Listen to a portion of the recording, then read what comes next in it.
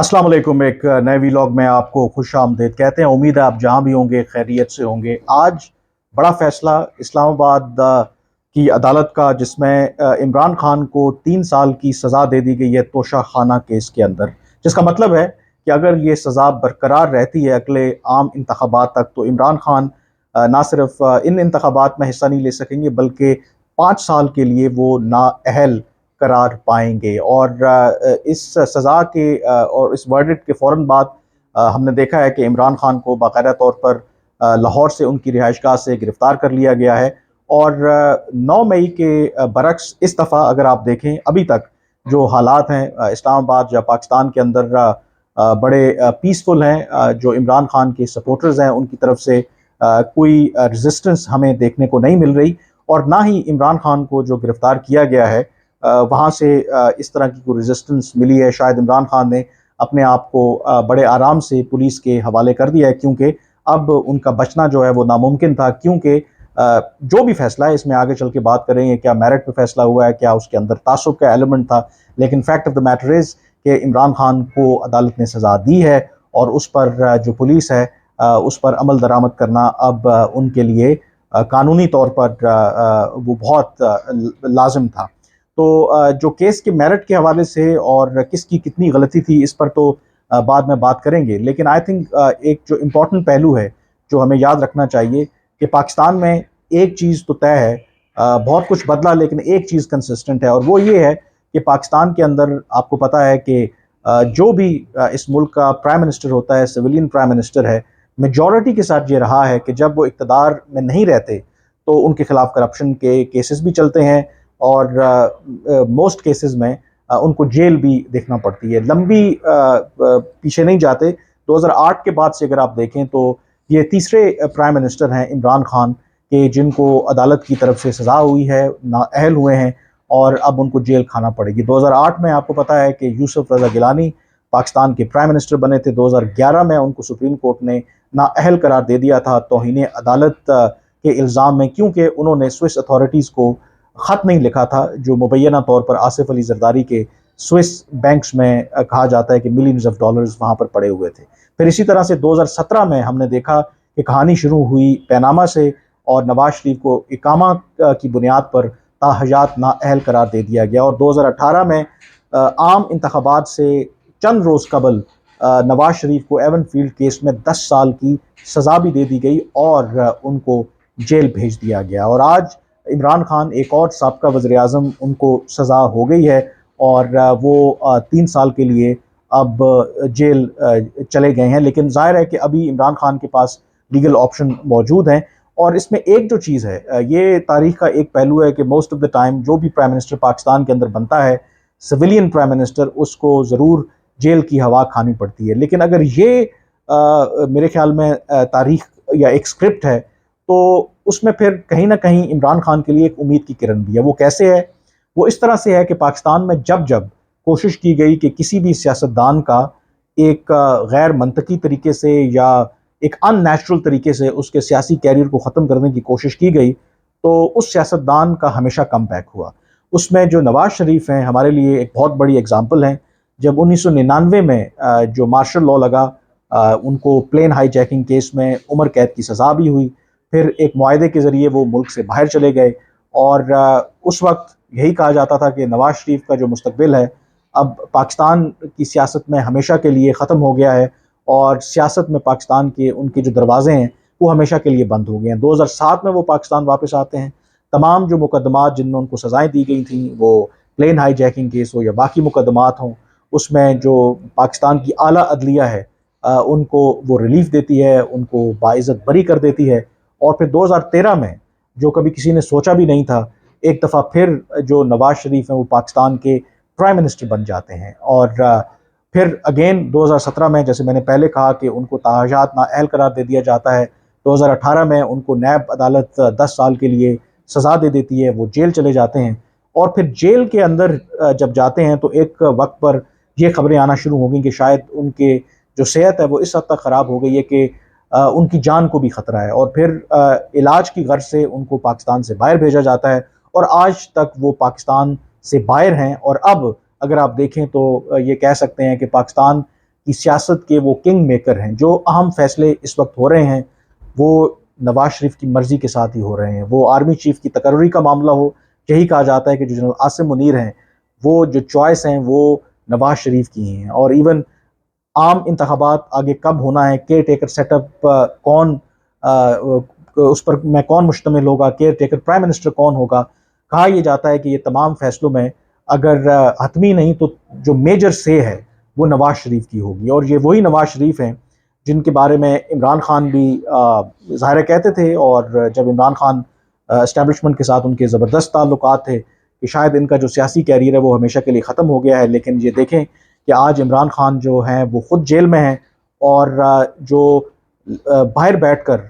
جو ملک کے اہم فیصلے کر رہے ہیں یا فیصلہ سازی میں ان کا کردار ہے وہ ہیں نواز شریف. تو اگر اس تاریخ کو ہم سامنے رکھیں تو عین ممکن ہے کہ عمران خان کے جو پاکستان کے جو سیاسی جو دروازے ہیں وہ بند نہیں ہوئے. مشکل وقت ضرور آئے گا جو ماضی میں نواز شریف پر بھی آیا، باقی سیاستدانوں کے اوپر بھی آیا،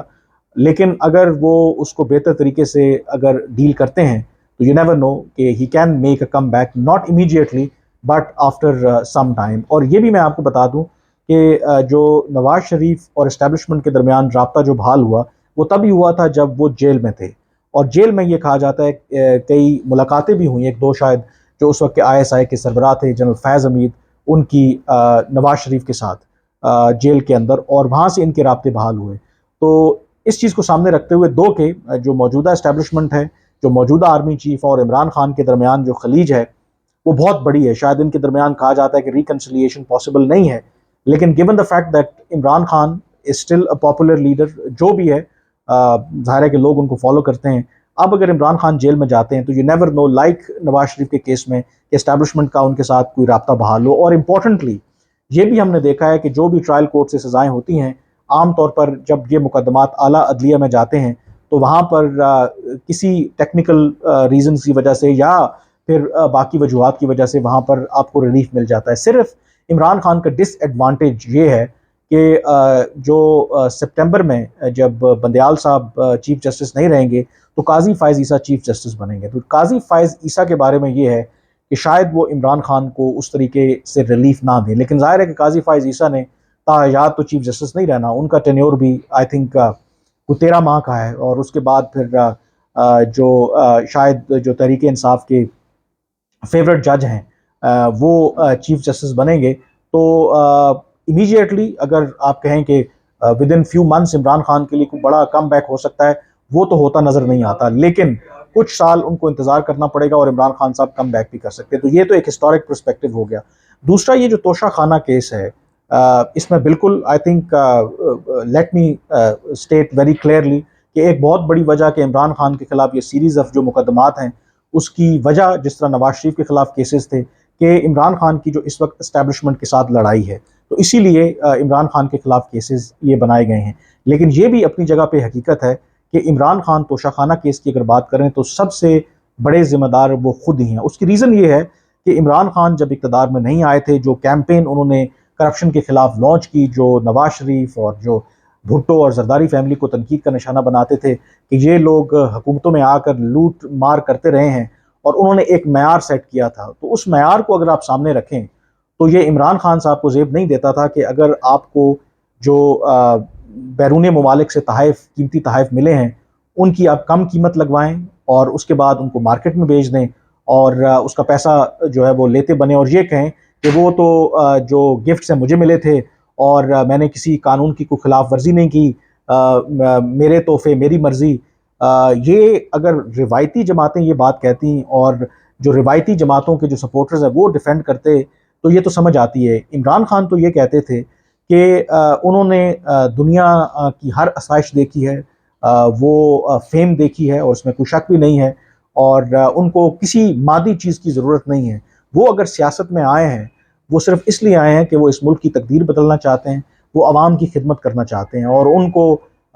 کرپشن کرنے کی ضرورت نہیں ہے، کک بیکس لینے کی ضرورت نہیں ہے. اگر تو آپ کا یہ معیار تھا تو پھر آپ کو قیمتی تحائف دے کر آپ کا منہ نہیں للچانا چاہیے تھا.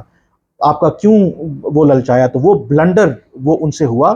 اس میں فیکٹ ہے کہ ارریگولیرٹیز کمٹ کی گئی ہیں، عمران خان کو تحائف ملے، اس میں انہوں نے جو سب سے بڑی غلطی کی، ایک تو ان تحائف کی جو کم قیمت پہلے لگوائی گئی، پھر ان کی کم قیمت لگوانے کے بعد ان کو اوپن مارکیٹ میں بیچا گیا، ان کو بیچنے کے بعد پھر جو پیسے ان کو ملے اس میں سے ایک جو پرسنٹیج تھی وہ قومی خزانے میں جمع کرائی گئی۔ حالانکہ جو توشہ خانہ کا قانون ہے وہ یہ کہتا ہے کہ اگر آپ تحفہ لینا چاہتے بھی ہیں تو اس کے لیے جو بھی قیمت مقرر ہوگی اس کی ایک سرٹن پرسنٹیج جو آپ نے دینی ہے وہ آپ نے پہلے دینی ہے، اور دیتے وقت آپ نے اس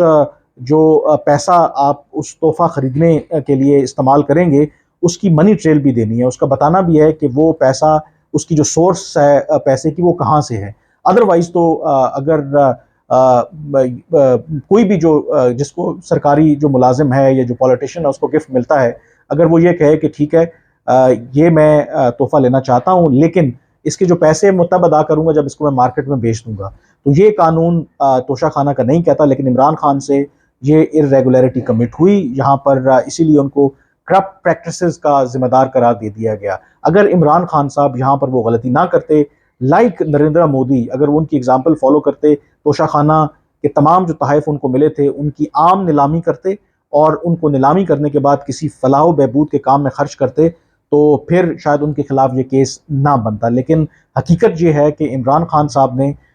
اس توشہ خانہ کا جو قانون ہے اس کی خلاف ورزی کی، ان سے ارریگولیرٹی کمٹ ہوئی، انہوں نے انیشلی اپنے اثاثوں میں تحائف کو ظاہر نہیں کیا، جس کی وجہ سے آج ان کو 3 سال کی سزا ہوئی ہے۔ اور یہ بھی بات اپنی جگہ پہ موجود ہے کہ ظاہر ہے کہ جو جس طریقے سے ٹرائل ہوا، جو معاملات چل رہے تھے، یہ بات تو طے تھی کہ عمران خان کو یقینی طور پر سزا ہوگی، لیکن دوسری طرف اگر آپ یہ دیکھیں کہ عمران خان کو بھی پتا تھا کہ کہیں نہ کہیں سے ان سے غلطی ہوئی ہے، اسی لیے وہ کبھی